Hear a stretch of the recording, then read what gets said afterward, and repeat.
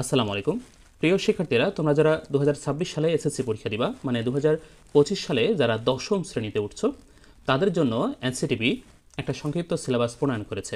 যেহেতু তোমরা নবম শ্রেণীতে নতুন কারিকুলামে পড়াশোনা করছিলে, এখন যেহেতু নতুন কারিকুলাম বাতিল করা হয়েছে, তোমরা পুরাতন কারিকুলামে দশম শ্রেণীতে পড়ে এসএসসি পরীক্ষা দিবা। সেই জন্য তোমাদের এই বইটাকে একটা সংক্ষিপ্ত সিলেবাসে রূপান্তর করা হয়েছে। তোমরা এই সংক্ষিপ্ত সিলেবাসের আলোকেই দশম শ্রেণীতে পড়াশোনা করবে এবং এই অনুযায়ী তোমাদের 2026 সালের এসএসসি পরীক্ষা অনুষ্ঠিত হবে। শিক্ষার্থীরা, আজকে আমি তোমাদের সাথে তোমাদের রসায়ন বিষয়ের সংক্ষিপ্ত সিলেবাস শেয়ার করব। তোমরা খেয়াল করো, এই যে স্ক্রিনে দেখতে পাচ্ছ 2026 সালের এসএসসি পরীক্ষার পুনর্বিন্যাসকৃত পাঠ্যসূচি। এখানে তোমাদের 100 নম্বরের পরীক্ষা অনুষ্ঠিত হবে, কিন্তু তত্ত্বীয় হবে 75 নম্বর এবং ব্যবহারিক নম্বর থাকবে 25। এই তত্ত্বীয় 75-এর মধ্যে 50 হবে লিখিত এবং 25 হবে এমসিকিউ। ঠিক আছে, এই ব্যাপারটা মাথায় রেখো। এখানে আমরা দেখতে পাচ্ছি যে তোমাদের তৃতীয় অধ্যায় দেওয়া হয়েছে শুরুতে, মানে প্রথম এবং দ্বিতীয় অধ্যায় বাদ তৃতীয় অধ্যায় দেওয়া আছে সংক্ষিপ্ত সিলেবাসে। এখানে কি কি পড়তে হবে তার একটা বড় লিস্ট দেওয়া হয়েছে। দেখো, মৌলিক ও যৌগিক পদার্থ পড়তে হবে, পরমাণু ও অণু পড়তে হবে, মৌলের প্রতীক সংকেত, পারমাণবিক সাংগঠনিক কণা,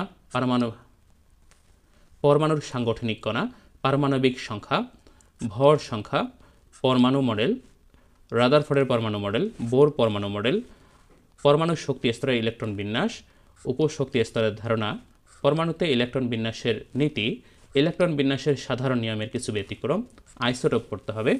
এরপরে 3.9 দেখতে পাচ্ছ, পারমাণবিক ভর বা আপেক্ষিক পারমাণবিক ভর পড়তে হবে। তারপরে আইসোটোপের শতকরা হার থেকে মৌলের গড় আপেক্ষিক ভর নির্ণয়, এরপরে আপেক্ষিক পারমাণবিক ভর থেকে আপেক্ষিক আণবিক ভর নির্ণয় পড়তে হবে। এরপরে তেজস্ক্রিয় আইসোটোপ ও তাদের ব্যবহার পড়তে হবে। এরপরে চিকিৎসা ক্ষেত্রে তেজস্ক্রিয় আইসোটোপের ব্যবহার, কৃষি ক্ষেত্রে তেজস্ক্রিয় আইসোটোপের ব্যবহার, এরপরে বিদ্যুৎ উৎপাদনে এবং তেজস্ক্রিয় আইসোটোপের প্রভাব দেয়া আছে, এগুলো তোমাদের পড়তে হবে। এরপরে পড়তে হবে চতুর্থ অধ্যায়।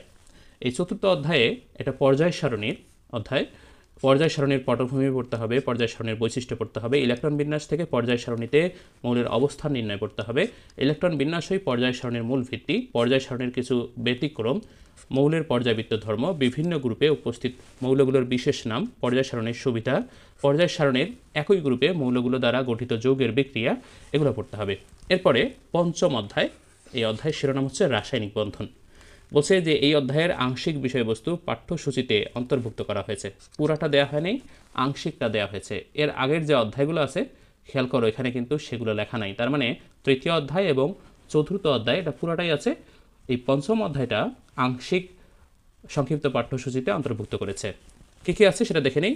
দেখো যে যোজ্যতা ইলেকট্রন, যোজনী বা যোজ্যতা, যৌগমূলক ও তাদের যোজনী, যৌগের রাসায়নিক সংকেত, আণবিক সংকেত ও গাঠনিক সংকেত, অষ্টক ও দুইয়ের নিয়ম, নিষ্ক্রিয় গ্যাস এবং এর স্থিতিশীলতা, রাসায়নিক বন্ধন ও রাসায়নিক বন্ধন গঠনের কারণ, ক্যাটায়ন ও অ্যানায়ন, আয়নিক বন্ধন বা তড়িৎযোজী বন্ধন, সমযোজী বন্ধন, আয়নিক বন্ধন ও সমযোজী যৌগের বৈশিষ্ট্য, এগুলো পড়তে হবে। এরপরে ষষ্ঠ অধ্যায় দেয়া আছে। দেখো ষষ্ঠ অধ্যায়, এই ষষ্ঠ অধ্যায়ের শিরোনাম হচ্ছে মোলের ধারণা ও রাসায়নিক গণনা। কী কী পড়তে হবে? মোল পড়তে হবে, গ্যাসের মোলার আয়তন পড়তে হবে, মোল এবং আণবিক সংকেত এটা পড়তে হবে, মোলার দ্রবণ, যৌগে মৌলের শতকরা সংযুতি এবং স্থূল সংকেত, শতকরা সংযুতি থেকে যৌগের আণবিক সংকেত নির্ণয়, রাসায়নিক বিক্রিয়া ও রাসায়নিক সমীকরণ, রাসায়নিক সমীকরণের সমতাকরণ, মোল এবং রাসায়নিক সমীকরণ, লিমিটিং বিক্রিয়ক, উৎপাদের শতকরা পরিমাণ হিসাব, এগুলো পড়তে হবে। এরপরে সপ্তম অধ্যায় দেয়া আছে। যেভাবে সিরিয়ালি অধ্যায়গুলো দেওয়া আছে মনে হচ্ছে যে পুরাটা বই দেওয়া আছে। এখানে দেখো সপ্তম অধ্যায়ের শিরোনাম হচ্ছে রাসায়নিক বিক্রিয়া। এখানে পড়তে হবে পদার্থের পরিবর্তন, ভৌত পরিবর্তন, রাসায়নিক পরিবর্তন, রাসায়নিক বিক্রিয়ার শ্রেণীবিভাগ, রাসায়নিক বিক্রিয়ার দিক, রাসায়নিক বিক্রিয়ায় তাপের পরিবর্তন, ইলেকট্রন স্থানান্তর, বিশেষ ধরনের রাসায়নিক বিক্রিয়া, বাস্তব ক্ষেত্রে সংঘটিত কয়েকটি রাসায়নিক বিক্রিয়ার উদাহরণ, বাস্তব ক্ষেত্রে সংঘটিত রাসায়নিক বিক্রিয়া, বাস্তব ক্ষেত্রে সংঘটিত কতিপয় ক্ষতিকর বিক্রিয়া, রোধ করার উপায়, বিক্রিয়ার গতি, বেগ বা বিক্রিয়ার হার, লা শাতালিয়ার নীতি, এগুলো পড়তে হবে। এরপরে আছে হলো একাদশ অধ্যায়। এই একাদশ অধ্যায়ের শিরোনাম হচ্ছে খনিজ সম্পদ, জীবাশ্ম। এই একাদশ অধ্যায় থেকে আংশিক পাঠ্যসূচিতে অন্তর্ভুক্ত করা হয়েছে। এখানে উল্লেখ করা হয়েছে এখানে দেখো কি কি আছে, হাইড্রোকার্বন আছে, অ্যালিফ্যাটিক হাইড্রোকার্বন, অ্যারোমেটিক হাইড্রোকার্বন, সম্পৃক্ত হাইড্রোকার্বন অ্যালকেন, অসম্পৃক্ত হাইড্রোকার্বন অ্যালকিন ও alkyne, alkene, alkyne, alcohol, aldehyde ও ফ্যাটি অ্যাসিড, অ্যালকোহল, অ্যালডিহাইড, জৈব অ্যাসিড বা ফ্যাটি অ্যাসিড, হাইড্রোকার্বন থেকে অ্যালকোহল, অ্যালডিহাইড ও জৈব অ্যাসিড প্রস্তুতি, অ্যালকোহল, অ্যালডিহাইড ও জৈব অ্যাসিডের ব্যবহার, এরপরে জৈব ও অজৈব যৌগের পার্থক্য, এগুলো পড়তে হবে। শিক্ষার্থীরা, এই কয়টা অধ্যায় তোমাদের জন্য সংক্ষিপ্ত সিলেবাস হিসেবে অন্তর্ভুক্ত করা হয়েছে। আমরা যদি দেখি এখানে কয়টা অধ্যায় আছে, এখানে 3 অধ্যায় পড়তে হবে, মানে একটা অধ্যায়, এই যে একটা 2টা 3টা পড়তে হবে, এরপরে 4টা 5টা 6টা, এই 6টা অধ্যায় তোমাদের জন্য শর্ট সিলেবাস হিসেবে প্রণয়ন করেছে এনসিটিভি। তার মধ্যে 2টা অধ্যায় আবার আংশিক যুক্ত করা হয়েছে।